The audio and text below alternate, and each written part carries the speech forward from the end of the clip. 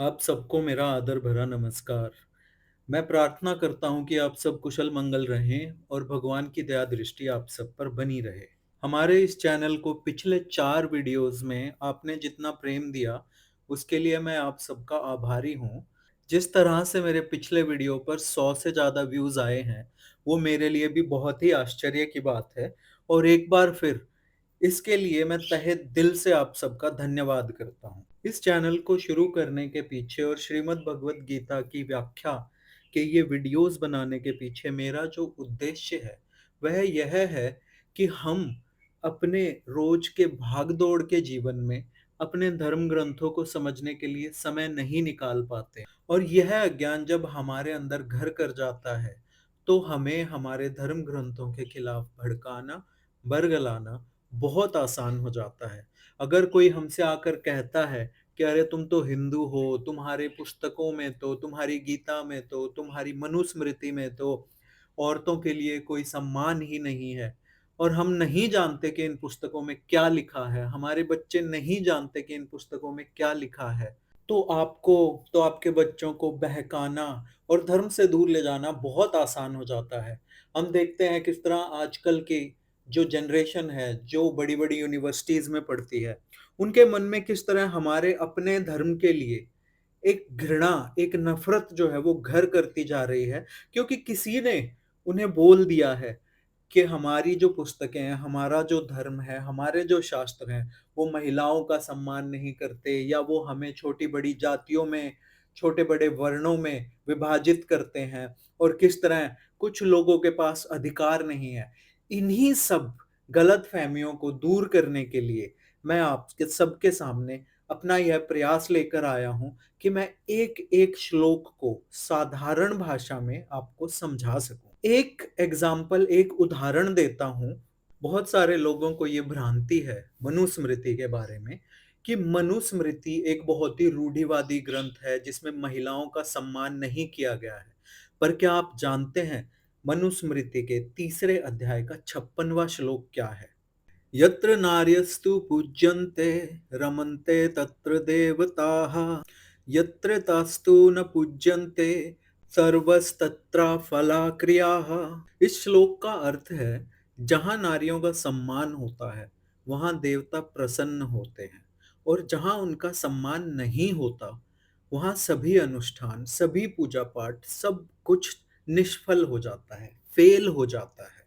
अब अगर आपको या आपके बच्चों को ये बात नहीं पता कि मनुस्मृति के तीसरे अध्याय के 56वें श्लोक में यह लिखा है और आपको कोई आकर कहे कि अरे अरे मनुस्मृति तो ऐसा ग्रंथ है, जो कि कहा जाता है स्कूल कॉलेजेस में, बड़ी यूनिवर्सिटीज में अगर आप जाएं तो मनुस्मृति को इस तरह से तोड़ मरोड़ कर दिखाया जाता है कि बच्चों को बरगला दिया जाता है, उन्हें एकदम खिलाफ कर दिया जाता है कि अरे हिंदू धर्म और इसकी पुस्तकें तो इतनी बुरी हैं कि यहाँ पे महिलाओं के लिए कोई सम्मान ही नहीं है।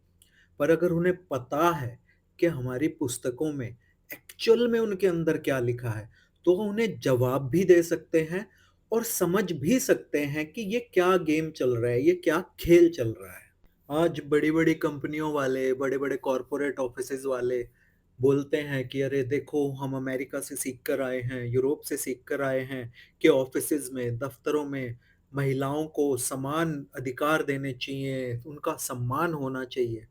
तो हम कह सकते हैं अगर हमें पता है हमारी किताबों में क्या लिखा है कि भाई इसके लिए तुम अमेरिका गए, यूरोप गए, पैसे खर्च करके सीख के आए, एक बार अपनी किताबें खोल के देख लो, आज से कई हजार साल पहले ये लिखा हुआ है कि जहां नारी की पूजा नहीं होती वहां पे कुछ शुभ नहीं हो सकता, वहां कुछ फल नहीं सकता। इसी प्रिंसिपल को तुम अपने ऑफिस में, अपने वर्क प्लेस में अप्लाई कर लो। तुम्हें अमेरिका से सीखने की जरूरत नहीं है, तुम्हें यूरोप से सीखने की जरूरत नहीं है। उनकी सिविलाइजेशन, उनकी सभ्यता कल की है, जब उनके पुरखे गुफाओं में आग जला रहे थे और जानवरों की खाल पहन रहे थे, उस समय हमारे यहाँ पे वेदों को कंठस्थ किया जा चुका था, यहाँ पे वेदों का उच्चारण होता था एक भाषा थी और इतनी एडवांस भाषा थी संस्कृत, जिसको आज की सारी भाषाओं से संस्कृत के जो फोनेटिक्स हैं वो अभी भी अच्छे हैं, अभी भी बेटर हैं। मनुष्य के कंठ से कितनी प्रकार की ध्वनियां निकल सकती हैं, जितनी भी प्रकार की ध्वनियां निकल सकती हैं, सबको संस्कृत में सम्मिलित किया गया है। तो हम उनसे सीखने जाएंगे कि महिलाओं का सम्मान करना चाहिए हमें। पर हमारे देश ने जो 1000 साल की गुलामी सही है, उसमें कहीं ना कहीं हम अपनी संस्कृति में गर्व करना भूल गए हैं। और अपनी संस्कृति में हम गर्व तभी कर पाएंगे जब हम पहले जानेंगे कि हमारी संस्कृति है क्या। और जब तक हम अपने धर्म की पुस्तकों को नहीं पढ़ेंगे, नहीं जानेंगे, नहीं समझेंगे, तब तक हम अपनी संस्कृति को नहीं समझ पाएंगे और ना ही उसमें गर्व महसूस कर पाएंगे। तो आइए अपने इसी प्रयास को आगे बढ़ाते हुए हम चलते हैं गीता के अध्याय 1 के चौथे श्लोक पर। श्लोक की व्याख्या करने से पहले हम देखते हैं कि अब से पहले गीता में क्या हुआ।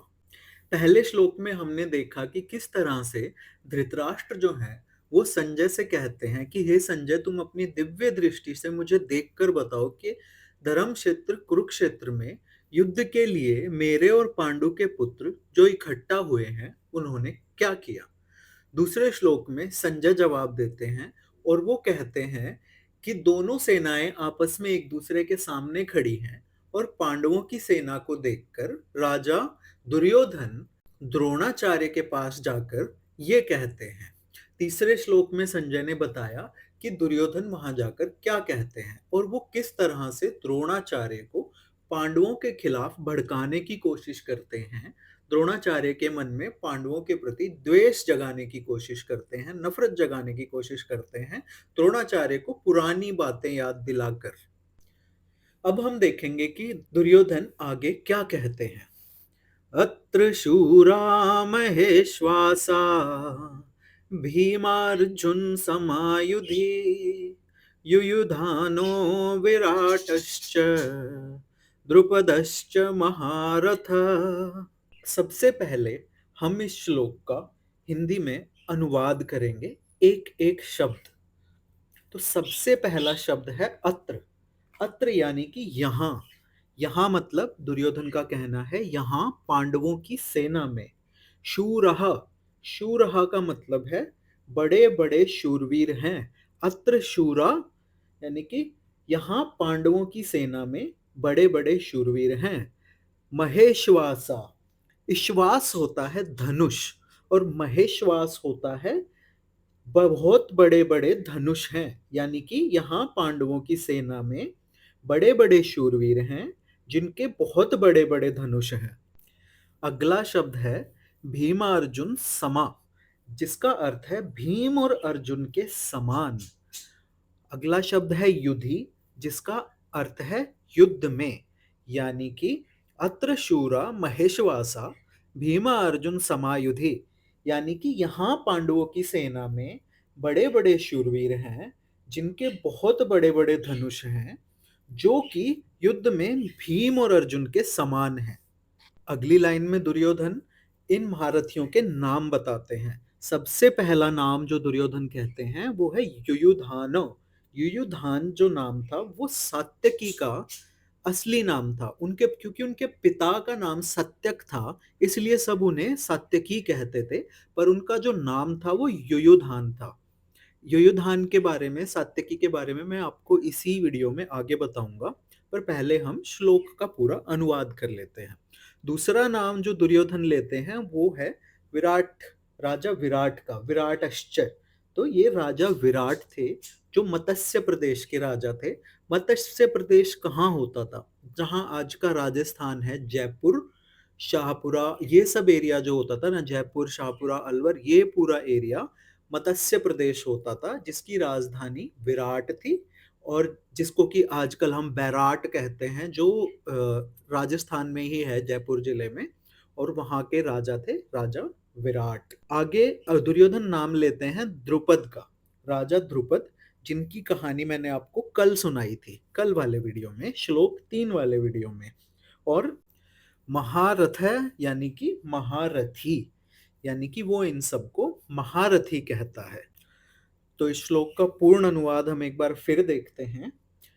अत्र, यहाँ, यानी कि पांडवों की सेना में शूरा, यानी कि बड़े बड़े शूरवीर हैं, महेशवासा, जिनके बहुत बड़े बड़े धनुष हैं, और जो युद्ध में भीम और अर्जुन के समान हैं, युयुधान, यानी कि सात्यकी, राजा विराट, और महारथी द्रुपद भी हैं। आइए अब हम इस श्लोक का भाव समझते हैं, इसकी व्याख्या समझते हैं कि दुर्योधन ने जो नाम लिए, जो शब्द लिए, शब्द इस्तेमाल किए, वो क्यों किए, और जो नाम लिए वो नाम क्यों लिए, और जिसका नाम पहले लिया वो क्यों लिया, और जो बाद में उसने नाम लिया वो क्यों लिया। हर चीज के पीछे एक कारण है। दुर्योधन बहुत समझदार था, बहुत तेज था, चालाक था। एक एक शब्द को नाप तोल कर वो बोल रहा था, ताकि वो द्रोणाचार्य को मोटिवेट कर सके, एक तरह से उनको भर सके कि हाँ, मुझे युद्ध करना है, मेरे सामने अब कोई भी आ जाए, मुझे युद्ध करना है। तो उसके लिए वो द्रोणाचार्य को तैयार करने की कोशिश कर रहा है। तो इसलिए उसके एक एक शब्द पे, शब्दों के ऑर्डर पे भी हम ध्यान देंगे। तो व्याख्या शुरू करते हैं। पहली लाइन में लिखा है, अत्र शूरा महेशवासा भीमा अर्जुन समायुधि। तो यहां पर ईश्वास, ईश्वास होता है धनुष। तो बड़े बड़े ईश्वास जिनके पास होते हैं उनको महेश्वास कहते हैं। तो ये बात बोलने का अर्थ ये है कि जितना बड़ा धनुष होगा, उसकी प्रत्यंचा खींच, प्रत्यंचा यानी कि वो जो डोरी होती है ना पीछे, वो खींचने में और उस बड़े धनुष पर बाण चढ़ाने में बहुत ताकत लगती है। और उस बाण को चढ़ाने के बाद उसे और भी ज्यादा ताकत लगाकर खींचकर छोड़ा जाता है। तो जिस व्यक्ति के पास या जिन महारथियों के पास इतने बड़े बड़े बाण हैं, तो सोचो वो कितने बलवान हैं। गुरुजी हे आचार्य, दुर्योधन कहता है कि सोचो वो कितने बलवान हैं और शूरवीर हैं। ये मामूली योद्धा नहीं है, ये युद्ध में भीम और अर्जुन के समान है। यानी कि बल में तो ये, ताकत में तो ये भीम के समान है कि ये इतने बड़े बड़े धनुष की प्रत्यंचा खींच कर बाण छोड़ सकते हैं, और अस्त्र शस्त्र चलाने की कला में ये अर्जुन के समान है। अब अगली लाइन में जब इन महारथियों के नाम दुर्योधन द्रोणाचार्य को बताना शुरू करता है, तो वो सबसे पहले युयुधान का नाम लेता है, यानी सात्यकी का नाम लेता है। अब सात्यकी ऐसे योद्धा हैं जिनके बारे में बहुत कम लोग जानते हैं।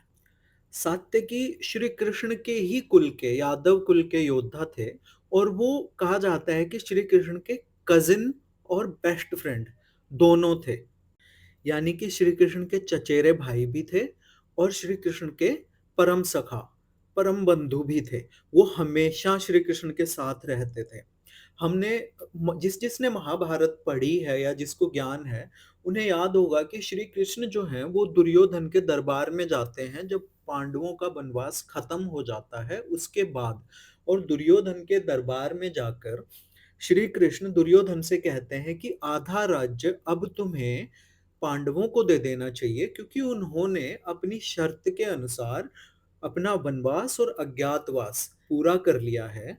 तो उस समय श्री कृष्ण के साथ जो दुर्योधन के दरबार में गए थे, वो सात्यकी थे। सात्यकी ही थे जिन्होंने श्री कृष्ण को पहले से ही चेतावनी दे दी थी कि आप जब वहां पे जाएंगे तो दुर्योधन का प्लान है कि वो आपको बांधना चाहता है। सात्यकी जो है वो श्री कृष्ण के सारथी भी थे। सात्यकी ने अस्त्र शस्त्र चलाना, यानी कि हथियार चलाना, पहले द्रोणाचार्य से और द्रोणाचार्य के बाद अर्जुन से सीखा था। और जब दुर्योधन के द्वारा पांडवों को लाक्षागृह में जलाकर मारने की खबर द्वारका पहुंची थी, तो वो सात्यकी ही थे जो पांडवों का अंतिम संस्कार करने के लिए द्वारका से आए थे। सात्यकी इतने खतरनाक योद्धा थे कि अर्जुन और भीम के बाद तीसरे वो सात्यकी ही थे जिन्होंने महाभारत के युद्ध में सबसे ज्यादा विध्वंस मचाया था। और महाभारत का युद्ध शुरू होने से पहले जब कौरव और पांडव श्री कृष्ण के पास मदद के लिए आए थे, तो श्री कृष्ण ने अपनी नारायणी सेना तो कौरवों को, दुर्योधन को दे दी थी, और कहा था कि अर्जुन मैं तुम्हारा सारथी बनूंगा। तो इस समय सात्यकी जो थे वो श्री कृष्ण की सेना के सेनापति थे, पर पूरी सेना दुर्योधन को देने के बाद भी सात्यकी ने श्री कृष्ण से प्रार्थना की कि मैं कौरवों की तरफ से नहीं लड़ सकता। इसके दो कारण हैं। एक कारण तो कि आप मेरे परम मित्र हो, परम बंधु हो, मेरे रिश्ते में भाई भी हो, तो मैं आपके खिलाफ नहीं लड़ सकता। और दूसरी बात, अर्जुन मेरे गुरु हैं और मैं अपने गुरु के खिलाफ भी नहीं लड़ सकता। ये बात सुनकर श्री कृष्ण ने सात्यकी को ये परमिशन दे दी थी, एक तरह से आज्ञा दे दी थी कि ठीक है सात्यकी, मेरी पूरी सेना तो कौरवों की तरफ से लड़ेगी, पांडवों के खिलाफ लड़ेगी, पर तुम मेरी ही तरफ रहोगे, पांडवों की तरफ से लड़ोगे। अब दुर्योधन सबसे पहले सात्यकी का नाम क्यों लेता है द्रोणाचार्य के सामने? इसका भी एक बहुत बड़ा कारण है। वो सबसे पहले सात्यकी का नाम इसलिए लेता है कि देखो आचार्य, ये सात्यकी है जो अर्जुन का स्टूडेंट है, अर्जुन का शिष्य है, पर ये अपने गुरु के खिलाफ श्री कृष्ण के कहने पर भी युद्ध करने को तैयार नहीं हुआ। और एक आपका शिष्य है अर्जुन, कि गुरुजी आपने तो अर्जुन से इतना प्रेम किया था, इतना स्नेह किया था कि आपने उसको वरदान तक दे दिया था कि संसार में तुम्हारे जैसा कोई और धनुर्धर नहीं होगा। इस वजह से तो आपने एकलव्य जैसे धनुर्धर से उसका अंगूठा तक मांग लिया था, ताकि अर्जुन से महान कोई धनुर्धर ना हो सके। देखो आचार्य, वो कितना नालायक है कि वो आपके खिलाफ युद्ध करने को तैयार हो गया है, और युद्ध करने को ही तैयार नहीं हुआ है, उसने धृष्टद्युम्न जैसे व्यक्ति को, जिसका जन्म ही आपको मारने के लिए हुआ है, उसको अपनी पूरी सेना का सेनापति बना दिया है। तो दुर्योधन कोशिश कर रहा है एक तरह से कि जो द्रोणाचार्य है ना, उनको गुस्सा आ जाए, वो किसी तरह बस अपने पूरे जोर शोर के साथ युद्ध में उतर पड़े। और यही सब कारण है कि दुर्योधन ये सब बातें बोल रहा है। अब इसके बाद दुर्योधन नाम लेते हैं राजा विराट का, जिनका कि मैंने आपको बताया कि मत्स्य प्रदेश, जो कि राजस्थान में जयपुर के पास था, वहां के राजा थे। तो अब वो राजा विराट का नाम क्यों लेते हैं? महाभारत के विराट पर्व में ये कहानी आती है कि जब पांडव वनवास खत्म करके अज्ञातवास में मत्स्य देश में रह रहे थे, राजा विराट की नगरी में रह रहे थे, तब दुर्योधन ने त्रिगत के राजा सुशर्मा के साथ मिलकर मत्स्य प्रदेश पर आक्रमण कर दिया। त्रिगत प्रदेश होता था जो आजकल पंजाब में जलंधर के आसपास वाला जो एरिया है ना, उसे त्रिगत प्रदेश कहते थे। और पांडवों ने कौरवों की और त्रिगत की जो सेना थी, जो सुशर्मा की सेना थी, उन दोनों को हरा दिया। और इन लोगों का जो राजा विराट की गाय गाय थी ना, जो उनको चुराने का जो प्लान था, वो प्लान भी फेल कर दिया और सारी गायें वापस ले आए।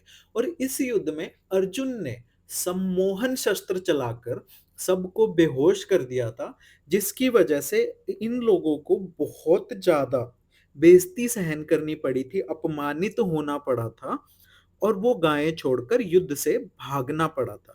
अब वही राजा विराट हैं जो कौरवों की सेना के खिलाफ पांडवों के साथ खड़े हुए हैं। वैसे तो द्रोणाचार्य का राजा विराट के साथ कोई ऐसी दुश्मनी नहीं थी, कोई उनको नफरत नहीं थी, पर दुर्योधन दूसरा कारण है ये राजा विराट नाम का नाम लेने का। दुर्योधन ये समझता है कि अगर मैं सात्यकी के बाद, युयुधान के बाद सीधा द्रुपद का नाम लूंगा, तो द्रोणाचार्य को शक हो सकता है कि दुर्योधन जो है ना, वो पांडवों के विरोध में मेरे को भड़का रहा है। ठीक है, तो क्योंकि वो पहले राजा द्रुपद के पुत्र का नाम ले चुका है, नाम नहीं ले चुका वहां पे, द्रुपद का नाम वो पहले ही ले चुका है। और इसलिए जो दुर्योधन है वो ओवर थिंकिंग कर रहा है कि मैं ये नाम अगर पहले लूंगा तो द्रोणाचार्य मेरी चालाकी समझ जाएंगे। इसलिए दुर्योधन ने द्रुपद से पहले विराट का, राजा विराट का नाम लिया। अगला पद है द्रुपदश्च महारथ। यहाँ पे दुर्योधन राजा द्रुपद की तरफ द्रोणाचार्य का ध्यान आकर्षित करते हुए उनको पहले की कहानी जो मैंने आपको पिछले वीडियो में बताई थी वो याद दिलाने की कोशिश करता है, जब राजा द्रुपद ने कहा था कि मैं राजा हूं और तुम भिक्षुक हो, और यह कहकर पूरी सभा में राजा द्रुपद ने द्रोणाचार्य का अपमान किया था कि मैं राजा हूं और तुम भिक्षुक हो और तुम्हारी मेरी मित्रता कैसे हो सकती है। और यही नहीं, राजा द्रुपद ने इस वैर भाव के कारण, हे आचार्य, आपको मारने के लिए पुत्र भी पैदा किया है। वही महारथी राजा द्रुपद भी आपसे लड़ने के लिए सामने पांडवों की सेना के साथ खड़ा है।